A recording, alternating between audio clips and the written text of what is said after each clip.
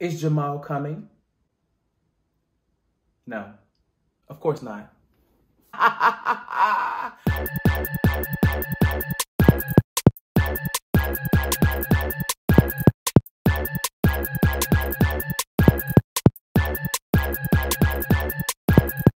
What's up, everybody? It's me again, and it's time to lean in, bitch. It is time for the Real Housewives of Potomac, the reunion. The first part, I have been so excited for this moment because I knew I was gonna have a lot to say, and I have a lot to say. This reunion, the first part was really good. I think that the next two parts are gonna be very interesting. Maybe emotional for some. I mean, not me, but you know, it seems like a lot of tears and stuff will be happening as Monique gets through this book. But let's talk about the book when we get there. You're probably looking like, where his hat, where his wig, where is something on his head, child? I had to do this recap ball because after this reunion, I feel like I have been scalped in so many ways. The reunion was so good. Andy, it seemed like he's back to his ways. And one thing I can say about the girls of Potomac, nobody feels like they are the queen. Like, you know, you have the grand dame, but nobody feels like they run the show and they're above the show. Everybody, I feel like, knows that they're valuable, but they also know that they can be replaced. So I like the attitude and the sportsmanship of the girls and ladies on this cast. I think it works well. And I think, you know, whereas in other reunions like Housewives of Atlanta in the previous seasons or recent seasons, the girls, you know, they have some that don't want to talk and stuff like that. On Potomac, they be ready for the reunion. They be ready clearly, and they engage regardless whether it's like nobody feels bigger than the drama because they know that they're ready to talk about it. And that's what I like. So it was a good start. We knew of these looks a while ago. The looks initially, I feel like people did not like them. But on the TV in this episode, the looks don't look bad. I don't think anybody looked terrible. Now, there was some dislikes. I'm just trying to figure out, how do you mess up a bob, Robin? Like, it's a bob. Baby, Robin would have did better wearing one of them hats from that hat line because this ain't it. But I do think, and I would give best dress to Wendy. Wendy slayed. Wendy looked beautiful. And it was just great, like, to see this dark-skinned chocolate woman in this yellow, because I feel like dark-skinned individuals look so good in vibrant, bright colors. And so I loved it. Wendy won best dress for me. I like that they talked about the glow-ups, so they showed where they were from the beginning to now. Karen, obviously, to me, has grown the most. And from the show, just visually, her whole aesthetic, everything, she looks a lot better. Her wig, she has a wig line. Her wig was a mess. I agree that Karen has the biggest glow up. The other girls I thought looked okay. Like, in my opinion, like Robin looked better before. I feel like she tried a little harder as time went on. Gizelle, pretty girl, you know. Candiace, I feel like she tried new things with her hair rather than just the regular, like, you know, pageantry hair or makeup, but she's grown. They didn't show Wendy. And then Ashley, I think Ashley looked better before, like in her first 3 seasons.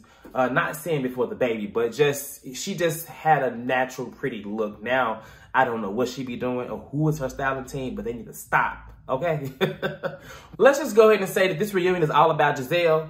They start out with these shady questions. They asking Gizelle, like, what did you think about her fashion? And they asked Karen. Karen said she looks a mess, a hot mess, and she knows it. I feel like, oh my God, Karen. And so clearly at this moment, Karen is ready for Gizelle. These two have been like this since the first season. So I hate it took 5 seasons, but at this point, Karen deserves this moment because Gizelle has been all in her business. She's telling her that, you know, she can't dress and all these other comments about her house looking a mess. And to me, I can just see Gizelle, like, the only person that really gets under her skin to me is Karen. Everybody else, they can do what they want to do and say what they want to say. But Karen really makes her upset. And so I actually found a little prideful moment in this because I'm like, good, finally, like, Gizelle, pretty girl, but she has been in the mess for 5 seasons. She's been behind the scenes, making all this mess, doing all this and putting all this together and doing all these pizza deliveries, whatever. And then finally, you know, it's like about time we got the villain because Gizelle plays a really good villain role. She does this and hides her hands, but I was just happy that Karen was giving it to her, even with the shade about her looks, because, I mean, we all say Gizelle is tacky. So, I mean, they read the comments too. We making the comments, they read them. They brought them to the reunion. Go ahead, Karen. Dr. Wendy, and y'all know I love me some Dr. Wendy, not because she has reposted one of my posts, not because she has been under my post telling me, congratulations, Dr. Kirkwood, not for those reasons, but because I really enjoyed Dr. Wendy. I think she's added a lot. And so I'm glad they gave her own segment. Y'all see my hoodie? I love the little pun intended with the 4 degrees and how she stands behind it. But the one thing I liked about this whole segment was they talked about the colorism and, you know, just darker women being more aggressive. And honestly, I don't think the cast was ready for that question. I don't think that they were prepped, because the only person that gave, to me, a valid answer was Robin. But what Wendy was saying, I feel like what she's saying about the wording and like just things like that, buzzwords, it is very important, especially coming from somebody like Ashley. Ashley is obviously very lighter. And I feel like Ashley, to me, has a sense of white privilege about her. Not because she has a white husband or, what is Russian or whatever he is. Not Russian, child. Australian. But I just feel like she plays that role. You know, she obviously does and provokes people. So it's not like when things come back on her, she's always like, oh my God, like you said this on Twitter. Oh my God, you hit a knife in my head. Oh my God, you know, you sat down in degrees. Well, girl, think about what you said and did to make somebody feel like that. I'm just going to say that. I think her argument to me is kind of null. Like Ashley, like honestly, everything they were saying, it's true. You know, you can say that this girl is aggressive all you want, but realistically, she just speaks her mind. Like, she's a very outspoken woman, and I think she's so needed on this cast. Now, I hate she's siding with, you know, the Green Eye Bandits, and I think eventually she will find the right team. But other than that, like, she holds her own. I don't think she follows behind them like Robin does Gizelle. So I just really appreciated this segment. I like that Bravo touched on it, because you've had situations like OG from Basketball Wives, and clearly this is a colorism issue, you know, and it's happening a lot with reality TV. And so I'm just glad they touched on it. I don't think the girls were prepared, but listening to Wendy speak just shows you that she is a very smart and articulate young woman. And she needs to stay on the show. Y'all can say what y'all want to say. She needs to stay on this show because she is bringing a lot. Period. The real issue with Ashley and Wendy is that Ashley can't one-up Wendy. Okay, she has marriage. Wendy's married. She got kids.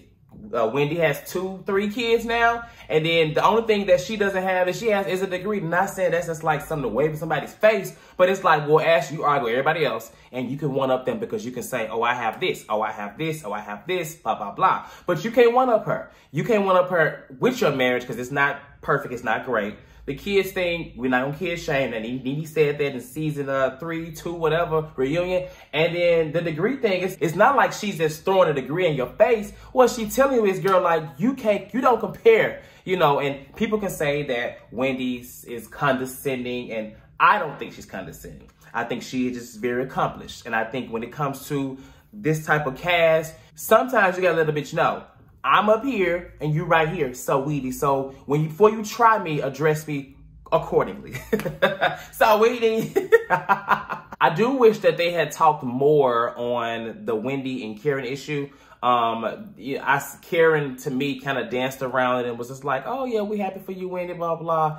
But maybe to come later. I feel like that deserves more of a conversation, because y'all clearly see and know that Karen did not like that girl, Wendy, from the beginning. Now, I don't know about this getting her kicked off stuff, but she did not like her. She was very clear about that. And so they little drama, you know, it was not as big as others, but it was drama. And it needs to be talked about. So hopefully it comes up in the second part or the third part. Ding, ding, ding, ding. Let's talk about Candiace and Ashley. The fight, the only fight that we deserve this season. These two, let's just say they do not like each other. The beef and the hate is real. It is unfortunate, but that's what it's going to be now. To be honest, I wouldn't mind Monique and Candiace making up eventually. But Candiace and Ashley, oh, no. Them girls hate each other. I love the shade that when he asked about their songs, and because Ashley did say that this girl's song was, you can throw a go-go beat on anything, blah, blah. And, you know, Candiace clapped right on back saying this bitch had auto-tune. Then she had auto-tune, and she asked, I think Andy asked her, what do you think about, how do they compare? She said they don't. I hollered, these two they don't like each other. And, it's interesting watching just Candiace talk because I feel like she was getting a little snappy with Andy, but I mean, just think about it. She was talking to Andy and Ashley would chime in. All that was about Ashley, he did ask her those questions. So neither of them are wrong. I mean, she was just asking the question and she made that very clear. Oh, Candiace, don't be like that towards Andy, child. Nene did that and this is it. But now this coming about Michael itching and, these allegations of STDs or whatever, blah, blah. To be honest, I mean, is it the right thing to say? No. But is there a rule book to reading and shading? No. Okay. If you throw shade, we into it. I can say whatever I want to say. Period. There is no rules to reading and shade. If there is for you, then honey, you should not be reading and shading and be into it with people. Now, yeah, people are going to say, well, words trigger this. And, if you can say what you want to say, I have the right to pick up something and hit you with. Okay, that's fine, child. Do what you got to do. But I'm just letting you know, and listen, I can work well with my words. Clearly, you can't. So in that case, if you feel like you want to fight somebody, child, like what we saw this season, then don't shade. Because obviously you can't fight with your words. Just go ahead and fight from the beginning. And so back to this, the Michael was itching. People were saying it was wrong. It was foul. It's disgusting. Oh, please, child. I mean, look, they didn't say many things out there. Karen said that Michael needs to somebody picking up the soul, clank the clank, and all type of little reads and stuff like that happened in the past. Child, listen, it's reading, it's TV. There is no limit. Yes, it's disgusting, but honey, when somebody is into it, they into it. And my thing is, if I'm arguing with you, I want to read you or shade you to the point to where you don't want to have a back and forth with me or you want to fight me. That's fine. And so, yeah, Michael's itching. Honey, Michael's itching. Oh, well, I'm itching too. Not down there. And I just really don't care. I'm going to always say this. Candiace is Ashley's karma. All the stuff that Ashley did in those first 3 to 4 seasons, her karma is right there, okay, with a bow on, who I interviewed weeks ago, Candiace. That is Ashley's karma, okay? I don't care what nobody says because nobody gets under Ashley's skin like Candiace does. And Candiace knows it. She has a mouth and whatever, this roach thing, like, Ashley, stop playing victim girl. Like, just take it and run with it. Take it and go, because it ain't gonna stop. Now, in regards to Twitter and Candiace, honestly, I follow Candiace, and I will say a lot of things that she responds to, if I was a public figure, I probably wouldn't. Only because I just feel like it's just bait. Like, it's bait. I always hate when celebrities, they respond more to the negative than the positive. I'd rather respond to somebody saying, oh my God, I love you, versus somebody saying, you wank, bitch, whole shit. Like, you know what I'm saying? And I feel like Candiace, like, she does defend herself, and rightfully so. But on Twitter, I do feel like sometimes she should maybe just not respond, because especially knowing how they already perceive her, it just gives them more ammo to make her seem like she's this Twitter gangster. You had, Andy over there, somebody, oh, what about you on Twitter, blah, blah. And it is what it is. Everybody's on Twitter, everybody's on Instagram, everybody's on their little shade.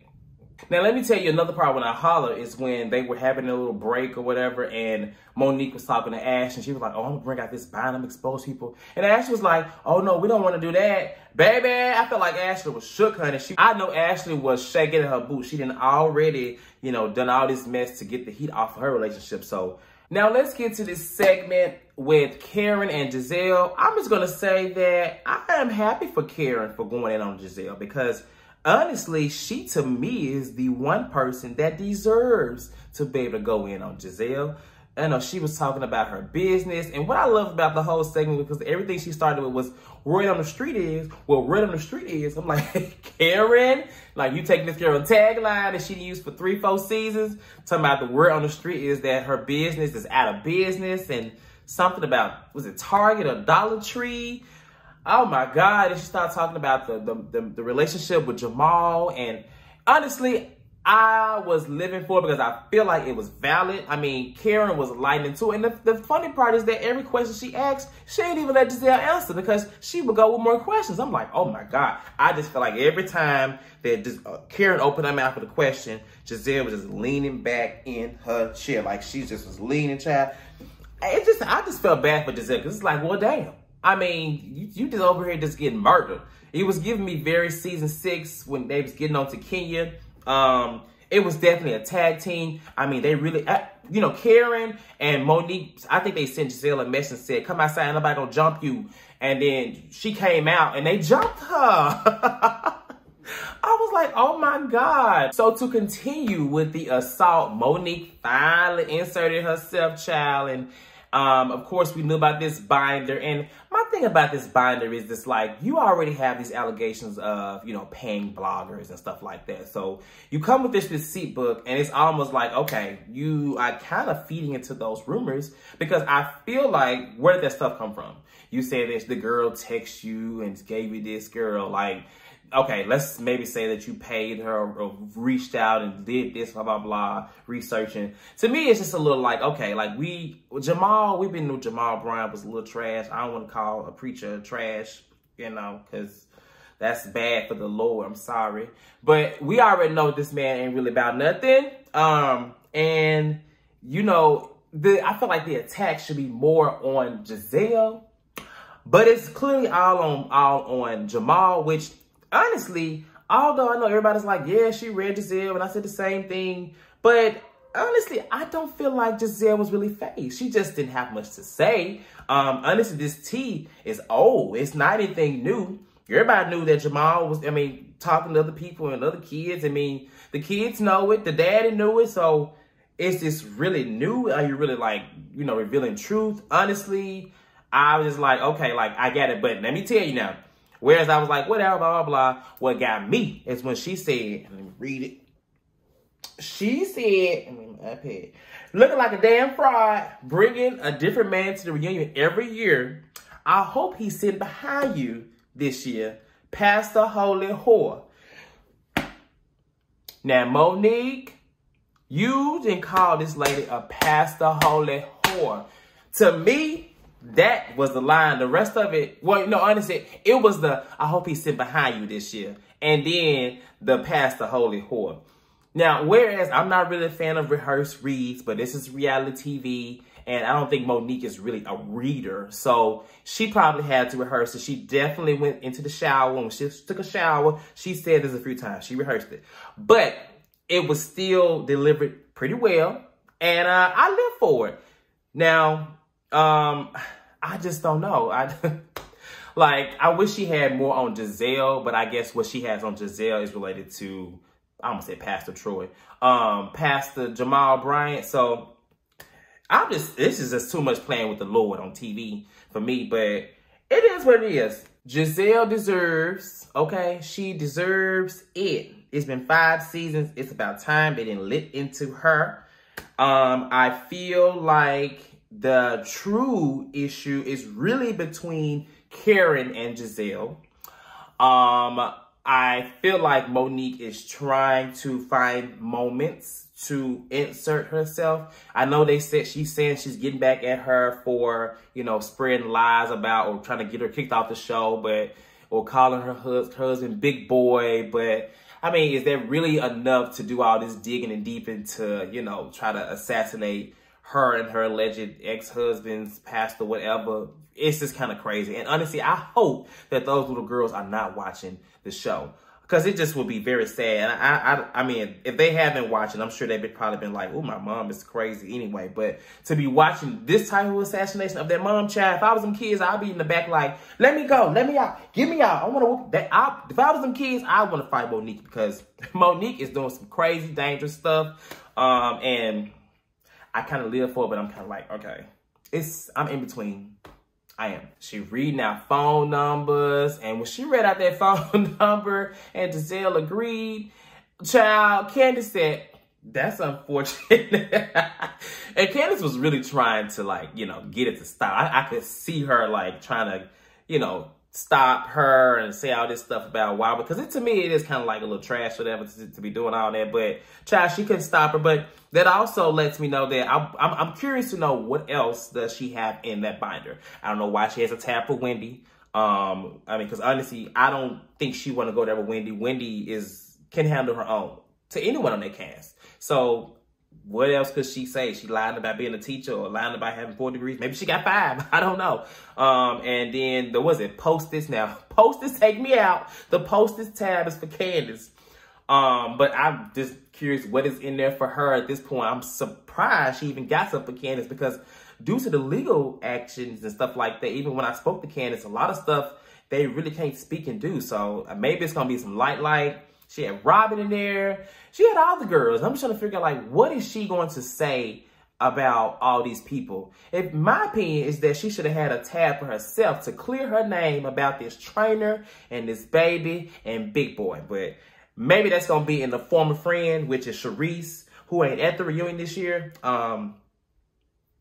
Yeah. This same type of assassination could also go to, I said assassination, child. Please don't give me for that word, honey, anybody. But I feel like this could also go to Ashley. And I say that because they both have been in everybody's business. They both have, you know, done all this extra stuff to people's relationships and marriage. But the difference between the two is that Ashley is more of an open book. Now, she may have hid lies in Monique's little cellar and stuff like that about her man touching booties and stuff, child. But she's pretty open. Just like she came forth about having sex, having an open relationship, whatever it is. Gizelle has been in everybody's business, and she clearly has a lot of skeletons in her closet. So the word of advice is that if you're going to be messy, make sure you are very open and you have nothing to hide, because that's how you get somebody with a binder over here to reading out phone numbers and stuff like that. Crazy. Is Jamal coming? No, of course not. I hollered. That was the line for me. Is Jamal coming? Ooh, Karen been ready. And I think there's more to come. So until then, I am going to lean out. I really enjoyed this. And next week, I will have some guests on the show to talk about part 2 of the reunion. And it'll be fun, just like it always is. Until then, make sure you like, subscribe, comment, and do all things the lean. Just do all that and support me, and I'll be here every week giving you some of the lean tea or whatever I got to give. But anyway, I got to go. So, bye.